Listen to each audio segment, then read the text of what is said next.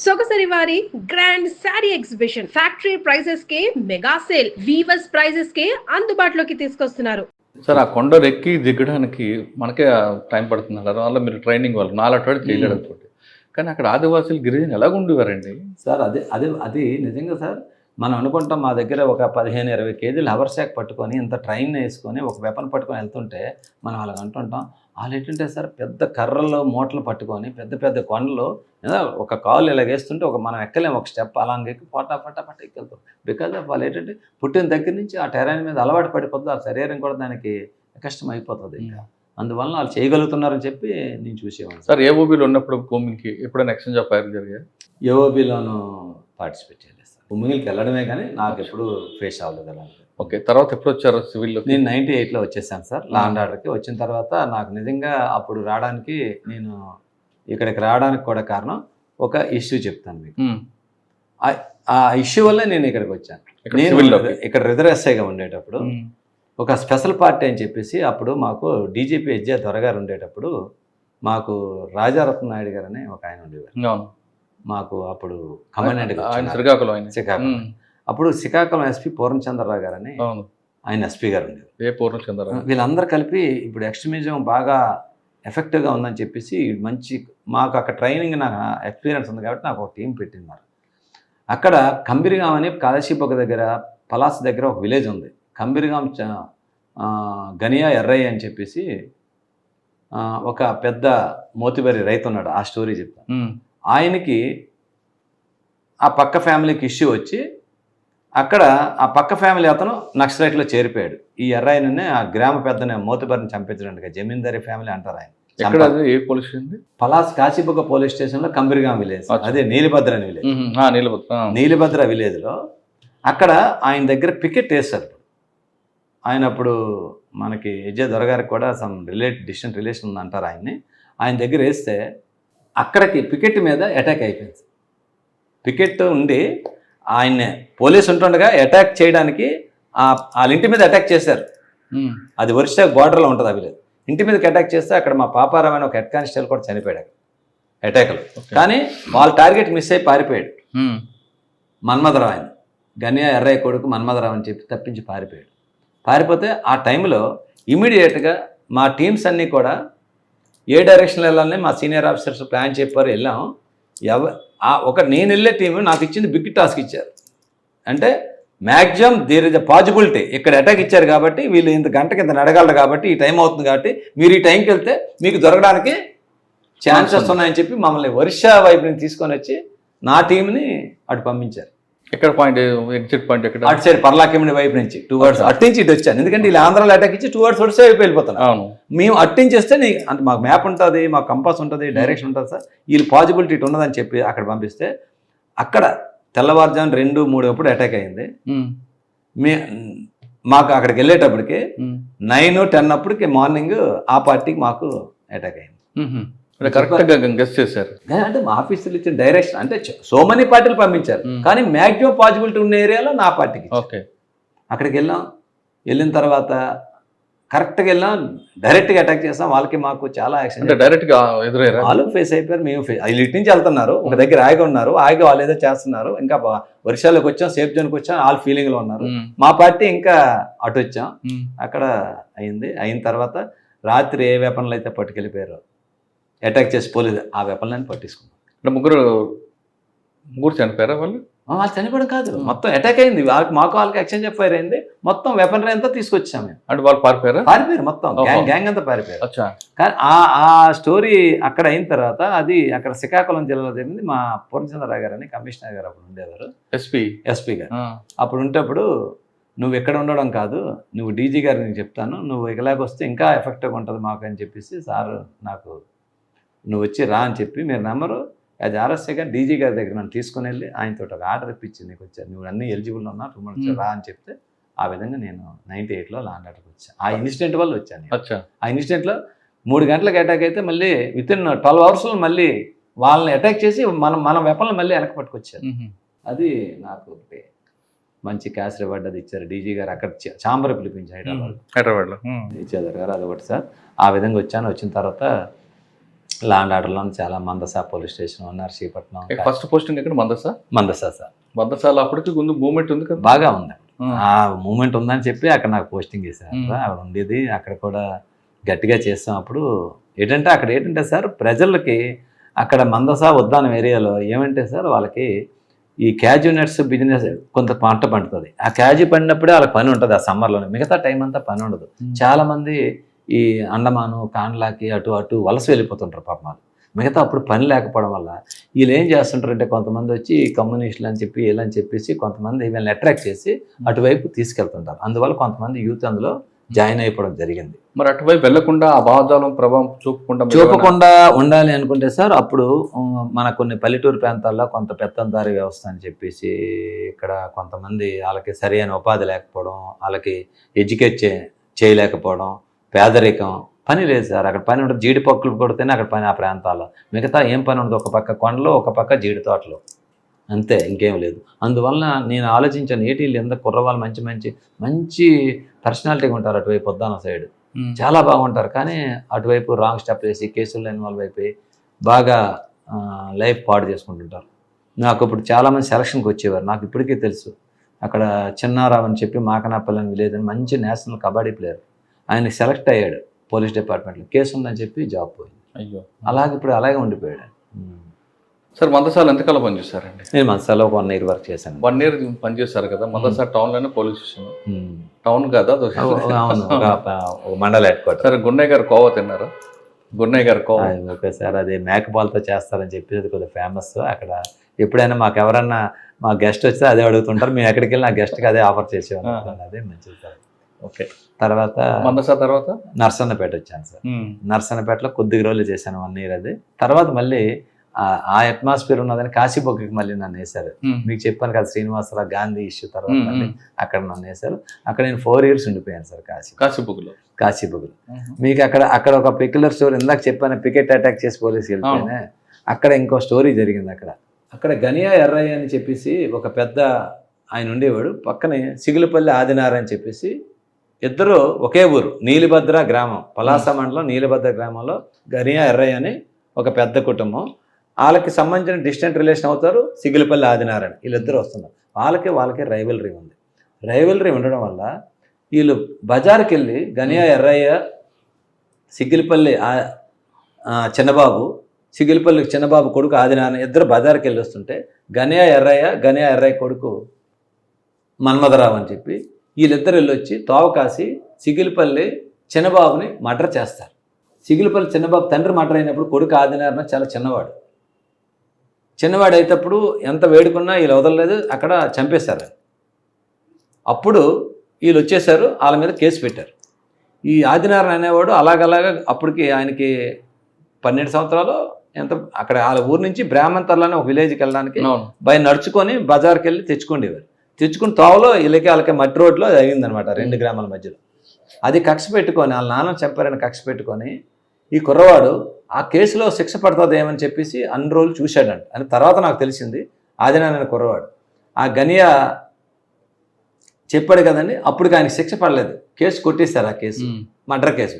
ఈ కుర్రవాడు ఏం చేశాడు, చిన్నప్పుడు వాళ్ళ నాన్నని చంపడం కల్లారా చూశాడు. అక్కడ చూసిన దాన్ని తట్టుకోలేక, ఇక్కడ నాకు కోర్టులో న్యాయం జరగలేదు, పోలీస్ స్టేషన్ దగ్గర న్యాయం జరగలేదని ఈయన తిన్నకి వెళ్ళిపోయి ఎవరిదో అప్రోచ్ చెప్పి అన్నంలోకి చేరిపోయాడు.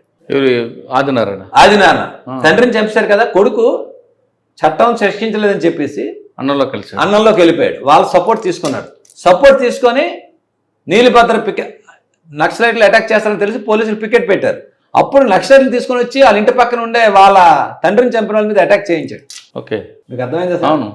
అటాక్ చేస్తే ఆయన తప్పించుకున్నాడు. మన్మథరావు అన్నాడు, ఎవరైతే ఫాదర్ చంపాడో ఎక్కువగా యాక్టివ్ చేసిన మన్మథరావుని ఆ రోజు అటాక్లో పోలీస్ హెడ్ కానిస్టేబుల్ దొరికి ఫైరింగ్లో ఎదురుకొని నిలబడిన హెడ్ కానిస్టేబుల్ చనిపోయాడు, కానీ మన్మథరావు మిస్ అయిపోయాడు. వీళ్ళందరూ నక్సలైట్ తీసుకుని వెళ్ళి అటాక్ చేసినా ఆయనకి సక్సెస్ అవ్వలేదు. అందరూ సక్సెస్ అవ్వకపోవడం వల్ల ఏం చేశాడు, మళ్ళీ నక్సలైట్లో ఉండి మరి ఇంకా లాభం లేదని చెప్పేసి అప్పుడు అందులో కేసు అయింది ఈయనకి. ఈయన కూడా మళ్ళీ బయటకు వచ్చాడు. బయటకు వచ్చేసి వీళ్ళు రిలేషన్ అవుతారు.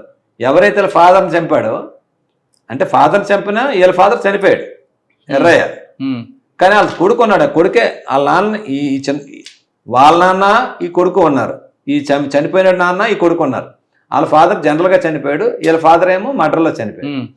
ఎప్పుడైతే నక్సలైట్లు ఇచ్చి ఈయన చంపడానికి వెళ్ళాడో ఆడు దొరకలే, మిస్ అయిపోయాడు. వీడు మళ్ళీ నక్సలైట్ల నుంచి మళ్ళీ లొంగిపోయి వచ్చేసి జనజీవన సేవతలో కలిసి వీళ్ళ బావ అవుతాడు ఆయనకి, బంధువుని పిలుచుకొని వీళ్ళిద్దరు కలిసి ఫ్రెండ్ అయిపోయినట్టు కలిసి మరింత పాత కష్టాలు వదిలేసాం, కలిసి తిరిగేవాడు. మీరు చూడండి అక్కడ. అప్పుడు నేను మళ్ళీ ఎస్ఐకి వెళ్ళాను అక్కడికి, కాశీబుక్ ఎస్ఐగా ఉండేటప్పుడు ఒకరోజు ఈ మన్మథరావు వాళ్ళ ఫ్యామిలీ వాళ్ళు ఫోన్ చేశారు, సార్ మన్మథరావు రాత్రి నుంచి ఇంటికి రాలేదు, ఎక్కడ ఉన్నాడో తెలియట్లేదు. రాత్రి నుండి రాడకుండా ఇప్పుడు ఆదినాన్న ఈయన కలిసే తిరుగుతున్నారు కదా, బండి మీద ఎప్పుడు కాశీబుక్ రావడం ఫ్రెండ్స్తో తిరగడం వెళ్ళిపోయాడు. ఆ మరుసటి రోజు వచ్చేసి ఒక నెక్స్ట్ డే వచ్చేప్పటికి ఆ చెరువులోని గేదెలు ఎప్పుడు వెళ్ళి చెరువులో తిరుగుతాయంట. కానీ ఆ చెరువులోకి వెళ్ళిన గేదెలని జంప్ చేసుకుని వచ్చేస్తున్నాయి, అక్కడ ఏదో తగులుతుంది వాటికి. వీళ్ళు కుర్రోలు వెళ్ళి చెక్ చేస్తే ఒక మోటార్ సైకిల్ ఉంది అందులో. మోటార్ సైకిల్ చూసేసరికి బయటికి లాగారు మోటార్ సైకిల్. సార్ ఇది మన్మథరావు మోటార్ సైకిల్ అని ఉంది. మాకు ప్రాబ్లం కదా, అరే మన్మథరావు మోటార్ సైకిల్ ఉంటే అమ్మ ఏదో జరిగిందని చెప్పేసి ఈ ఆదినాన్ని ఉన్నాడా లేడని చూస్తాడికి ఈడు అబ్స్కాండింగ్. మీకు డౌట్ వచ్చింది. అప్పుడు ఏమైందని చెప్తే అప్పుడు మొబైల్ ఫోన్లో లేక సార్ అది ఇది మీకు అప్పుడు నేను చెప్తుంది ఎప్పుడంటే 2004 ఓకే ఆ టైంలో. అప్పుడు శివధర్ రెడ్డి గారు మాకు ఎస్పీ గారు అయితే వెతుకుతుంటప్పుడు ఇంకేం చేయాలి లేదు, ఏదో ఉంటుంది ఇక్కడ ఏదో జరుగుతుందని చెప్పి అప్పుడు బాగా పొలాలు వరిసైన ఉడుపులు టైం అంటారు కదా, మనం నాట్లు వేస్తాం ఆ టైం. పొలాలు చెరువులన్నీ నుయ్యలన్నీ కూడా నిండిపోయి ఉన్నాయి. ఒక దగ్గర ఒక మనిషిని ఈడ్చినట్టు డ్రాగ్ మార్క్ ఉంది ఒక ఈ పొలాలు నాట్లు వేసిన మళ్ళీ ఏదో జరిగింది. తిన్నగా అలాగా మా డాగులే వచ్చి తిన్నగా వెళ్తే ఆ నూతి దగ్గరికి వెళ్ళి ఆగింది. ఆ నూతి దగ్గరికి వెళ్ళి ఆగితే మొత్తం నీరంతా తోడిపించాం సార్. వచ్చేస్తాను 2 ఇంజన్లు పెట్టించా, మొత్తం మీద తోడిపిస్తే అక్కడ తీసుకెళ్ళి వెళ్తే అక్కడ తల లేదు, కాళ్ళు లేవు, చేతులు లేవు, ఓన్లీ మొండేమో గోనికి చుట్టి గోన్లో రాయి పెట్టి ఉన్నది. మొత్తం మీద బయట ఇలా చూస్తాడికి తల లేదు, కాళ్ళు లేవు, చేతులు ఒక మొండెం ఒకటే. ఆశ్చర్యపోయాం, అర్థమైంది. ఎందుకంటే బాడీ మీద ఆయన పుట్టిమచ్చలు వచ్చేసి వాళ్ళ ఊరు పక్కనే మళ్ళీ నీలభద్రం. ఆ మన్మథరావే ఎవరైతే నక్సలైట్లు దీన్ని తప్పించుకున్నాడో ఆ మన్మథరావు తాలూకు ఇది. అదొక పెక్యులర్ స్టోరీ. ఎప్పుడు నేను అది చూడలేదు. మా డిపార్ట్మెంట్ చాలామంది దాని మీద ఎలా ఇంక్వెస్ట్ చేయాలి, మొండంకి ఎలా ఇంక్వెస్ట్ చేయాలని లీగల్గా కన్సల్ట్ చేసాం. అది అయిపోయి మొండాన్ని పోస్ట్ మార్టం పంపించాం. తర్వాత ఇంకో నుయ్యలు అలా చేసాం. ఒక నూతిలో చెయ్యలు దొరికాయి, ఇంకో నుయ్యిలో చూస్తే కాళ్ళు దొరికాయి, ఒక నుయ్యిలో హెడ్ దొరికింది. అది మాకు 5-6 రోజులు పట్టింది. ఇవన్నీ ఒక్కొక్క రోజు అంటే ఒక డెడ్ బాడీ దొరికితే ఒక రోజు ఇంక్వెస్ట్ చేసి పోస్ట్ మార్టం చేపిస్తాం. అలాగా ఒక్కొక్క పార్టీకి ఒక్కొక్కటి చేసుకెళ్ళాం ఆ రోజు ఆ కేసులో. ఎందుకండి రకరకాల అంటే ఒక కక్షగా చంపారనమాట. అంటే వాళ్ళు చిన్నప్పుడు చూసి చెప్పానే, వాళ్ళ ఫాదర్ని తోవలో వస్తుంటప్పుడు వీడు వేడుకున్నా ఏడ్చినా వదలకుండా ఈయన చంపించాడని కోపం ఈ ఆదినాన్న అతనికి. మళ్ళీ ఈయన వదలకూడదని చెప్పి ప్రాణం తెగించి నక్సలైట్లు కలిసి అటాక్ చేయించాడు చంపుదాన్ని. అప్పుడు కూడా ఫెయిల్ అయింది. ఇంకా ఆడ కక్ష ఇంకా తీరకుండా బయటకు వచ్చేసి వీడికి సరెండర్ అయిపోయినట్టు మనం కలిసిపోయాం బంధువులు కదా, ఇంక మీకు మాకు లేవని 1 సంవత్సరం పాటు వీడితోటి కలిసి స్నేహంగా తిరిగి ఒకరోజు రాత్రి ప్లాన్ చేసి వాడిని ఈ విధంగా బ్రోటల్గా కిల్ చేశారు. దొరికాడు తర్వాత అక్కడికి వెళ్ళి పట్టుకున్న తర్వాత మాకు అప్పుడు హనుమంత్ అప్పయ్యదర్ గారని ఒక ఎమ్మెల్యే గారు, డాక్టర్ గారు కూడా కదా, ఆయన లాయర్ సార్, ఆయన ఫేమస్ క్రిమినల్ అడ్వకేట్. అప్పుడు వీడి గురించి ఎదుగుతున్నాం, ఎక్కడ దొరకలేదు. ఒక అతను నాకు సలహా ఇచ్చాడు, ఎస్ఐ గారు మీరు ఇలా తిరగడం కాదండి, ఆడు చాలా వెళ్ళిపోయాడు, మీకు ఎందుకన్నా మంచిది దొరగారికి మీరు వెళ్ళి అడగండి, ఎందుకంటే ఆ ప్రాంతం అందరూ ఏదొచ్చినా ఆయన్ని అడ్వకేట్ కమ్మ పొలిటికల్ నాయకుడు, ఆయన ఎమ్మెల్యే కమ్మ క్రిమినల్ అడ్వకేట్, మీకు ఆయన ఏదన్నా ఉంటే చెప్తాడండి అన్నారు. నేను వెళ్తేప్పటికి ఆయన నన్ను చూసి బాబు రా కూర్చొని వేసాను, నవ్వాడు ఆయన. సార్ ఏం లేదు ఎలాగలాగంటే ఏం లేదు బాబు, ఆడు మీకు తెలియదు, అందుకు తొగవంతా మీకు తెలుసు కదా, ఎందుకు అనవసరంగా ఫస్ట్ నుంచి ఆ గొడవలు పడ్డారు, అనవసరంగా 2 కుటుంబాలు పాడైపోయి అని మాట్లాడు. సార్ అదేం లేదు అంటే మీకేమన్నా, నాకు లేదు బాబు ఎలాగ వస్తాడు, లేదు సార్ కొంచెం చూడండి దొరకట్లేదు. ఆయన లాస్ట్కి అంటే నేనంటే నిజంగా ఆయన మా సీనియర్ ఆఫీసర్ అప్పుడు సిఐ గారిని డిఎస్పీ గారిని ఆయన నమ్మేవాడు కాదు, కానీ నేనంటే ఆయన బాగా బిలీవ్ చేసేవాడు, నాకు పిలిచేవాడు. సార్ ఏం లేదు, నువ్వు ఒక మాట చెప్పు, నువ్వు ఆయన కొట్టనునంటే నాకు ఇప్పుడు లేడు, ఒక ల్యాండ్లైన్కి అయితే మనం మాట్లాడాడు, నాకు టచ్లోకి వస్తాడు, నేను చెప్తాను, కొట్టనని మీరు మాట ఇవ్వగలరా ఎస్ఐ గారు అని అడిగారు. సార్ నేను చెప్తాను సార్ అంటే నాకు మళ్ళీ భయం వేసింది, ఎందుకంటే ఈయన మళ్ళీ ఎస్పీ గారు మాట్లాడు సార్ వచ్చేసి ఎందుకు ఆయన కొట్టడం ఎందుకు, మన ఇన్వెస్టిగేషన్ యాజ్ పర్ లా మనం చేసి పంపిస్తాం, ఓకే నువ్వు తీవండి. అప్పుడు ఆడు ఇంతకుముందు నక్సలైట్లో కలిసి వచ్చాడు, అది కూడా ఒక ట్రాజడీ. మీరు ఒక్కరే వెళ్ళాలి, మీరు ఒక్కరే వెళ్ళి పలానా జంక్షన్ దగ్గరికి వెళ్ళాలి, ఆడొచ్చి మీకు కలుస్తాడు ఆదినారాయణ, మీరు ఒక్కరు తీసుకురాలి. ఇటు ఆడే నక్షత్రాలు కలిపి వస్తాడు ఏదో వస్తాడని చెప్పి నేను వెనకాతలో నలుగురిని పెట్టుకుని ఒక పొలాల దగ్గరికి వెళ్ళి, ఎక్కడ శ్రీకాకుళం దగ్గర మనకి ఆర్చ్ ఉంటుంది, కొత్త బ్రిడ్జ్ ఆర్చ్ దగ్గర, అవును ఆర్చ్ దగ్గర అవతల రోడ్డు అవతల హైవే పక్కనే మీరు కారు ఏ నెంబర్లో ఆగుంటారో ముందు చెప్పమన్నారు ఈయనకి. ఎమ్మెల్యే గారు చెప్తే ఈయన చెప్పారు ఈ కారులో వస్తారు, ఆయన ఒక్కరే ఉంటారు, నువ్వు రా అని. మీరు నెంబర్ సార్ రాత్రి 7:30 అవుతుంది, ఆ లైటింగ్లో తిన్న కారు నడిచి వచ్చి నా కాలు పట్టించుకున్నాడు. అటు చెప్పాడు, ఎందుకు ఆదరణ ఎలా చేసామంటే సార్ నేను చిన్నప్పుడు కాలు పట్టుకుంటాను, వాళ్ళ నాన్న ఆగాడు కానీ ఈడే మా నాన్న గొడ్డలతో నరికాడు సార్ మన్మథరావు. అప్పటి నుంచి నేను చేయకుండా మా అమ్మకాయ చూస్తుంటే నాకు ఏడుపు వచ్చేది సార్. వాళ్ళ మదర్ కూడా అండి, వాళ్ళు ఒక నిజంగా సినిమాలో చూస్తాం కదా, జడ కూడా వేయలేదు ఆవిడ. తర్వాత ఈ మర్డర్ అయిన తర్వాత ఇటు తిరుపతికి వెళ్ళిపోయాడు, ఇటు ఎమ్మెల్యే గారితో మాట్లాడించుకొని తిరుపతి వెళ్ళిపోయాడు. వాళ్ళ మదర్ అప్పుడు జడ వేసుకున్నదంట ఆవిడ. అంత ఎన్ని సంవత్సరాలు పట్టింది చూడండి, దగ్గర ఒక 15 సంవత్సరాలు ఆ విధంగా ఫేస్ చేసి, చిన్నప్పుడు 10-12 సంవత్సరాలప్పుడు తండ్రి మర్డర్ చూసి 25-26 ఇయర్స్ వచ్చిన తర్వాత ఆ తండ్రిని చంపినోడిని చంపాడు. అంటే పాము పాక కన్నా వీడికి ఎక్కువ ఉంది. చెప్పాడు, వచ్చి నాకు చెప్పాడు క్లియర్గా. అప్పుడు ఏం చేశాడు, ఎలా చంపావు చెప్పాడు. అప్పుడు నువ్వు దేంతో చంపావు, ఎడ్లు కట్టావు, అవన్నీ కలిపి ఇంకో చెరువులు వేసాడు. అవి తోడింది. మీరు చెప్పారా 6 చెరువులు తోడించారు. మీరు నమ్మరు, వర్షాకాలం నుయ్యిలు 6 ఒక పెద్ద చెరువులాగా ఉంటుంది, అందులో పడేసాడు. ఈ కత్తులు తప్పంచా ఒకటి వ్యాపారం, అవి కూడా దొరికేశారు. నిజంగా అది ఒకటి నాకు సాటిస్ఫై. ఆ కేసు చూశాక ఎలా చంపాడట, ఇంకొక పెక్యులర్, వీడికి ఒక ఫ్రెండ్ ఉన్నాడు, వాడొచ్చి మాకు ఇంక్వెస్ట్లోను ఆడే ఒక పెద్ద మనిషిలా తిరిగాడు. ఎవడు ఈ మనిషిని చంపినాడే, ఈ 5 చేసినప్పుడు వాడే. వీడికి ఆ ఊరోడు కాబట్టి ఫ్రెండ్ అంటాం సార్, అన్యాయం సార్. వీడికి ఫ్రెండ్, వీళ్ళిద్దరు ఫ్రెండ్స్ కదా, వీళ్ళిద్దరు కలిపి ఆడు ఉండేవాడు. మటర్ కేసులు కూడా ఉన్నాడు. ఆడు మాకు పంచాయతీదారులుగా యాక్ట్ చేశాడు. మళ్ళీ చెప్పడం అదొక పెక్యులర్. మళ్ళీ తర్వాత ఆయన అరెస్ట్ చేసాం. వీడు వచ్చిన తర్వాత చెప్పాడు ఏమేమి జరిగింది, ఎవడు పట్టుకున్నాడు, ఎవడు ఆడు ఒప్పించుకున్నాడు జరిగిందని. అది ఒక కేసు. కానీ కరెక్ట్ మీరు మాట్లాడారు కదా సార్, చంపిన తర్వాత ఒక్కొక్క పార్ట్ ఒక్కొక్క నొయ్యిలో వేయడం అది అంతా ఆడికి దొరకకూడదని రాయలు కట్టేసాడు సార్. ఆడు రాయలు కట్టేసి వేసాడు.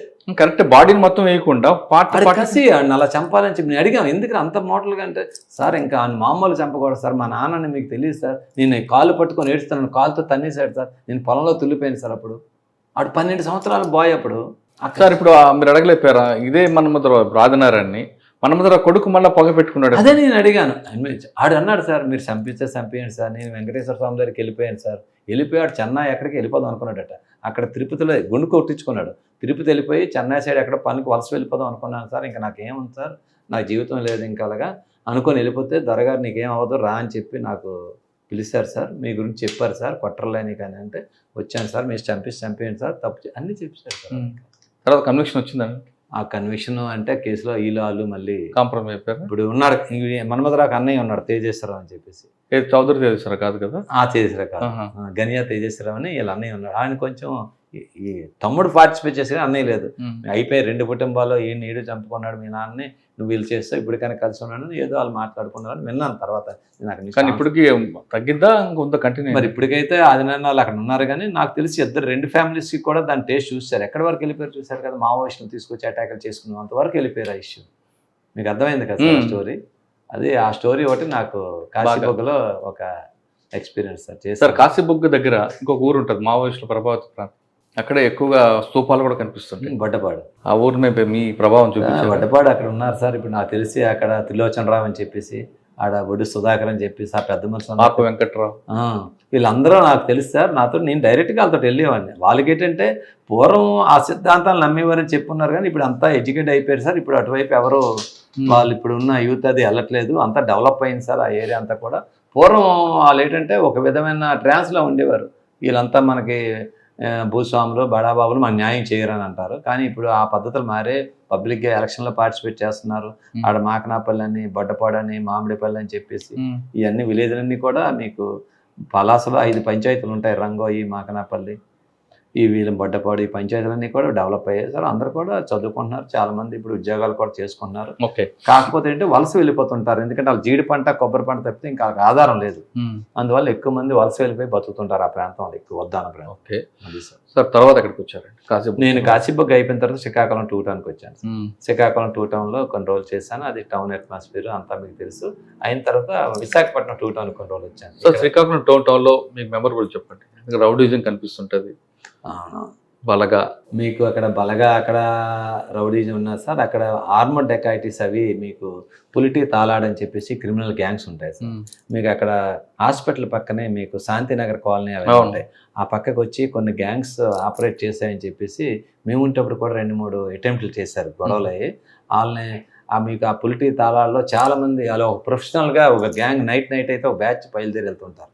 ఆ గ్యాంగుల విషయంలో ఒక 2-3 ఇష్యూలు వెళ్ళాం ఆ విలేజ్లో. అక్కడ ఏంటంటే ఈ క్రిమినల్స్ అందరూ కూడా రేపు పొద్దున దొంగతనం చేయకుండా వాళ్ళందరినీ పోలీస్ స్టేషన్ దగ్గర పడుకోబెట్టడం, వాళ్ళు ఎవరు ఆబ్సెంట్ అయ్యారు లేయడం, అక్కడ ఉన్న లోకల్ అక్కడ ఎస్ఐ గారు వాళ్ళు అది చేస్తుండేవారు.